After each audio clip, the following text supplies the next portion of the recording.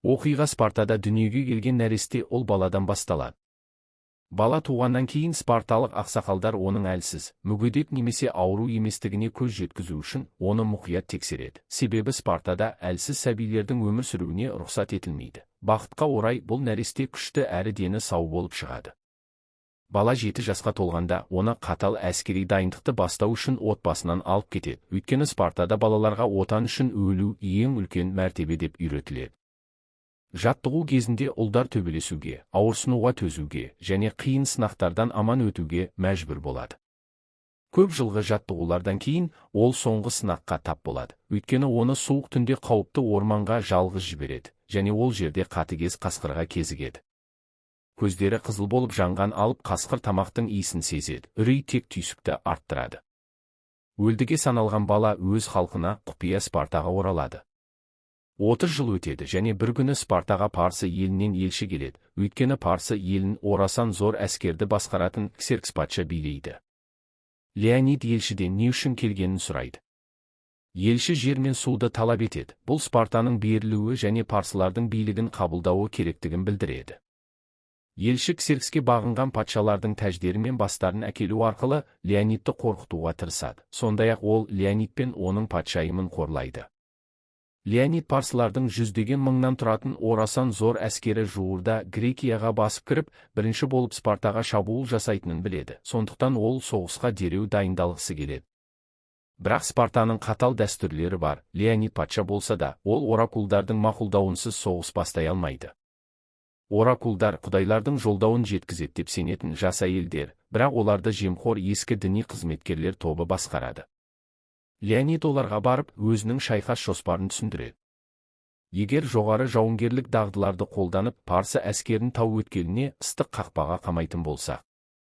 Жас оракул қыз құдайлардан келген жолдауды жеткізеді. Ол егер Спарта соғысқа аттанса, Спарта мен бүкіл Грекия жойылады дейді. Сондықтан спарталықтар соғысудың орнына үйде қалып, мерекені тойлауы керек. Леонид ренжіп, үмітсіз күйде кетеді. Көп замай Ксеркске жұмыс істейтін адамдар діни қызметкерлерге жасырын келіп, оларды көп мөлшерде алтынмен марапаттайды. Діни қызметкерлердің пара алғандықтан өтірік айтқаны мәлім болады. Олар Спартаның құлауын қалайды. Осылайша олар Парсы елінен бұдан да көп байлық пен артықшылықтар ала алады. Өзі қорғауға ант берген заңдар оны мәжбүрлеп жатқанда өз әлемін құтқару үшін не істей алады? Бұл спарталық азаматтың не істейтіні туралы сұрақ емес. Келесі күні ол Спартаның ең таңдаулы 300 жауынгерін жинап, жорыққа шығуға дайындалады. Спарта соғысуға ресми түрде тыйым салса да, кішкентай әскер орасан зор парсы күштеріне қарсы тұру және Грекияны қорғау үшін жолға шығады. Олар Спартадан шығып бара жатқанда кейбір спарталық саясаткерлер оларды тоқтатады. Оракул сөйледі, соғыс болмауы керек. Бұл заң, спарталық әскер соғысқа бармауы керек дейді. Леонид мен жай ғана қыдырып, аяғымды жазып жүрмін. Бұл 300 адам менің жеке күзетім деп жауап береді. Сол саясаткерлердің арасында Ксеркспен жасырын жұмыс істейтін Тирон есімді адам бар. Ол діни қызметкерлерге пара берген және Спартаның жеңілуін қалаған адам еді. Егер Спарта құласа, ол билікпен бақылауға қол жеткізуден үміттенді. Бірақ Леонидтің бұл сылтауы Тиронның жоспарын бұзады. Өйткені техникалық тұрғыдан патша Спарта заңын бұзып жатқан жоқ. Леонид пен оның адамдары Парсы әскері келеді деп күтілетін ыстық қақпаға қарай сапарларын жалғастырады.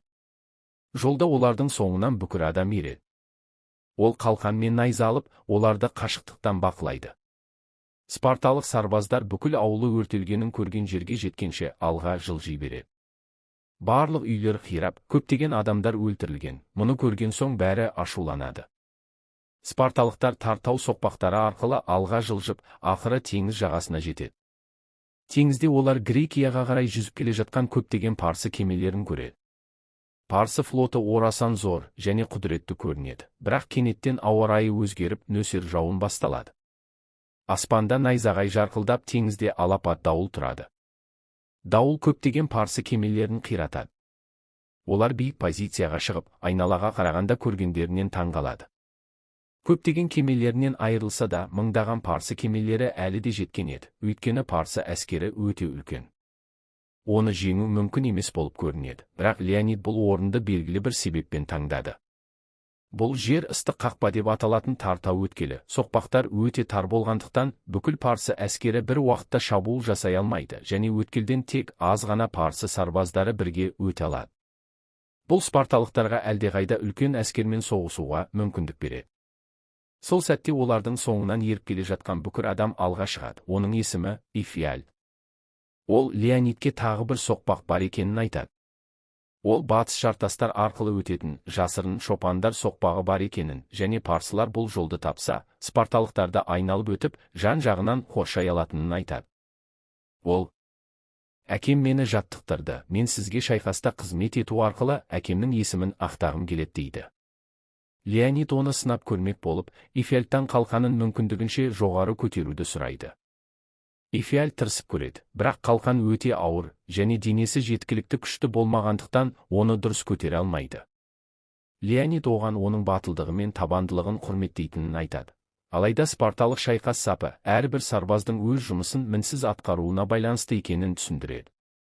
Әрбір жауынгер қасында тұрған адамды өз қалқанымен бастан аяқ қорғайды. Егер бір сарбаз өз орнын ұстай алмаса, бүкіл шеп бұзылып, бәрі қаза табуы мүмкін. Сондықтан ол оған тек жаралыларға су беруге көмектесе алатынын айтады, бірақ шайқастың өзіне қатыстыра алмайды. Осы уақытта парсы әскері алға жылжуын жалғастырады, ал Копия 300 спарталық шайқасқа дайындалып, жаумен бетпе-бет келеді. Парсылар шайқасқанда спарталықтар керемет шеберлік пен тәртіппен соғысып, тар өткелді өз пайдасына қолданады, және орасан зор парсы әскерінің өздерін қоршап алуына жол бермейді. Спарталықтардың күшін көргеннен кейін, Ксеркс Леонидпен жеке кездесуге шешім қабылдады. Ксеркс спарталықтарды мақтап, Леонидке оның халқы керемет жауынгерлер екенін айтады. Содан кейін Леонидке оның өзін құдаймын деп санайтын адамның алдында тұрғанын ескертеді. Алайда Ксеркс оған қарсы шығу ақылға қонымды шешім емес екенін айтады. Леонид сабырлы түрде Ксеркстің әскерінде құлдар көп, бірақ нағыз жауынгерлер өте аз екенін, және жақында бұл адамдар Ксеркстің қамшысынан бұрын спарталық найзалардан қорқатын болатынын айтады. Ксеркс оның сарбаздары қамшымен басқарылмайтынын, және олар оның құдайлық күші үшін соңынан еретінін айтады. Ол Леонидке бүкіл Грекияны ұсынып, бағынуды сұрайды. Бірақ Леонид бұдан бас тартады. Ол дүние жүзі тиранға қарсы еркін адамдардың тұрғанын білетінін, және бұл шайқас аяқталмай тұрып, тіпті Құдай патшаның да қаны ағатынын көрсететінін айтады. Бұдан бас тартқан соң Ксеркс ашуланып, шайқасқа өзінің ең күшті жауынгерлерін өлмейтіндерді жібереді. Бірақ 300 спарталық өз шептерін қорғап, аяғына дейін шайқасады. Олардың арасында алып әрі қорқынышты жауынгер болады, бірақ Леонид онымен жеке соғысып көзін жояды. Келесі күні таңертең Ксеркс тағы бір шайқас бастайды. 300 спарталық енді жалғыз емес, өйткені оларға аркадиялық грек сарбаздары қосылып, парсы шапқыншылығына қарсы тұруға көмектеседі. Олар парсы сарбаздарының үлкен бөлігін қырып, тіпті парсы әскеріне серік болған қорқынышты жануарлар мен мақұлықтарды жеңеді. Парсылар тағы да күйрей жеңіліске ұшырайды. Ксеркс ашуланып, өз командирлерінің бірін өлім жазасына кеседі. Гректер тағы бір үлкен жеңіске жеткенімен, олар да шығынға ұшырайды. Өйткені шайқас кезінде спарталық капитанның ұлы қаза тауып, жеңіс қуаныш емес, қайға келеді. Грек жағында спарталық патшайым Горго Спарта кеңесін Леонид пен 300 жауынгерге көмекке көбірек сарбаз жіберуге көндіруге тырысады. Алайда кеңес мүшелері келісуден бас тартады. Олардың көбіне Ксеркспен жасырын жұмыс істейтін жемқор саясаткер Тирон әсер етеді. Патшайым Тиронмен жеке сөйлесіп көмек жіберуді қолдап дауыс беруді сұрайды, бірақ Тирон бас тартады. Содан кейін Тирон өзінің шынайы ниетін көрсетіп, өз дауысы үшін патшайымнан лайықсыз нәрсе талап етеді. Патшайым жиіркенсе де, Спартаның аман қалуы осы шешімге байланысты болғандықтан, амалсыз оның талабына келіседі. Кеңесте патшайым Горго: «Мемлекет мүшелері, мен сіздердің алдарыңызда тек патшайым ретінде ғана тұрған жоқпын, мен ана, жары және спарталық әйел ретінде келдім» деп әскер жіберуді сұрайды. Бірақ Тирон патшайымды қорлап, оған қарсы жалған айыптар тағады. Патшайым қатты ашуланып, пышақ алып, оны бәрінің көзінше өлтіреді. Осы уақытта ыстық қақпада Ифиаль Ксеркстің күштерін өзі ашқан жасырын тау соқпағымен бастап барады. Бұл жол парсы әскеріне Леонид пен оның 300 спарталығын жан-жағынан қоршауға мүмкіндік береді. Аркадиялық сарбаз бұл сатқындық туралы біліп, Леонидке ескерту үшін тез жүгіріп келеді, және оларға қауіп төніп тұрғанын, дереу қашу керектігін айтады. Бірақ спарталықтар ешқашан шегінбейді және берілмейді. Спарта заңы бойынша олар осында қалып шайқасады. Енді Леонид өлімнің анық екенін біледі, және ол Дилий есімді сарбаздарының бірін шақырады. Оған Спартаға қайтып оралып, бұл жерде не болғаны туралы шынайы хикаяны бәріне айтып беруді бұйырады. Олардың тарихы аңыз болып есте қалуы тиіс. Леонид оған шағын алқаны бойтұмар ретінде береді. Содан кейін Дилий жолдауды жеткізу үшін кетеді. Келесі күні таңертең спарталықтар парсы әскерімен жан-жағынан толық қоршалады. Елші Ксеркстің оларды кешіруге дайын екенін, тек қаруларын тастап, Ксеркске тізе бүгу керектігін айтады. Леонид өзінің өткен шағын, әсіресе жас кезінде, суық орманда қасқырды қалай өлтіргенін еске алады, және спарталықтардың соғысу үшін туылғанын, ешқашан берілмейтінін түсінеді. Содан кейін Леонид соңғы шешімін қабылдайды. Ол сауытын баяу шешіп, қалқаны мен найзасын лақтырып тастайды. Содан кейін кенеттен өз сарбаздарының бірін шақырады. Ол алға ұмтылып, Ксеркстің елшілерінің бірін найзамен өлтіреді. Ксеркс қатты ашуланып, өз әскеріне спарталықтарды толығымен жоюды бұйырады. Леонид қайтадан түрегеліп, найзасын алып, бар күшімен Ксеркске қарай лақтырады. Найза Ксеркстің бетін сырып өтіп, оны қанатады. Ксеркс таңғалып, одан бетер ашуланады. Осыдан кейін бірден парсы әскерінен жауған орасан зор жебелер спарталықтарды жан-жағынан басып қалады. Ер жүрек 300 спарталық соңына дейін шайқасып, бәрі Спарта мен Грекия үшін шайқаста қаза табады. Кейінірек Дилий патшайым Горгоға жетіп, Леонидтің алқасын береді.